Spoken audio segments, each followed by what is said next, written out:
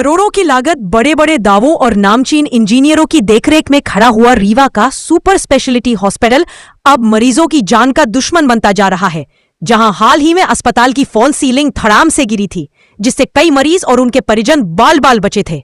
उस समय जिम्मेदारों ने मामले को लीपापोती कर दबाने की कोशिश की थी, लेकिन आज सामने आया नया खुलासा पूरे निर्माण की पोल खोल देता है। ताजा ग्राउंड रिपोर्ट में पाया गया कि अस्पताल के बेस का एक मजबूत पिलर अपनी जगह से लगभग 1.5 फुट खिसक चुका है। स्थिति किसी बड़े हादसे का संकेत है।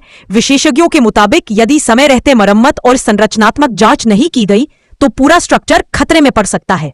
आपको बता दें, ये वही अस्पताल है जहां रीवा और आसपास के जिलों से हार्ट और गंभीर बीमारियों के मरीज इलाज के लिए आते हैं।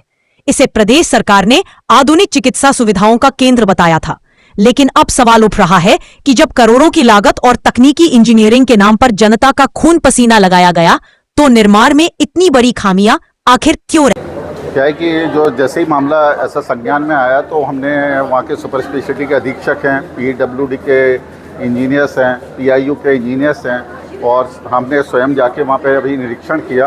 तो जो मेन बिल्डिंग पिलर है उसमें क्रैक नहीं है एक्चुअल में। जो ड्रेनेज पाइप जो वहाँ से जाते हैं ऊपर से अलग से बाहर से, तो जो अच्छा दिखे, मतलब कि जो बाहर से ख़राब पाइप जाते हुए दिखते हैं, तो उसके लिए उन लोगों ने बाहर से एक 4 इंच की चारों तरफ से उसको कवर करने के लिए जो बना दिया था, तो उसमें नीचे से क्रैक दिख रहा था।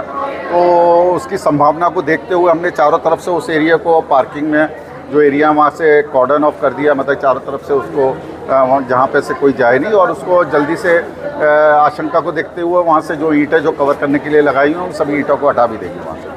सर, ऐसा नहीं लगता है कि अगर जैसे आपने बताया कि ड्रेनेज पाइप को कवर करने के लिए वो एक स्ट्रक्चर तैयार किया गया था, अगर ये स्ट्रक्चर गिर जाता है तो कोई बड़ा हादसा हो सकता है?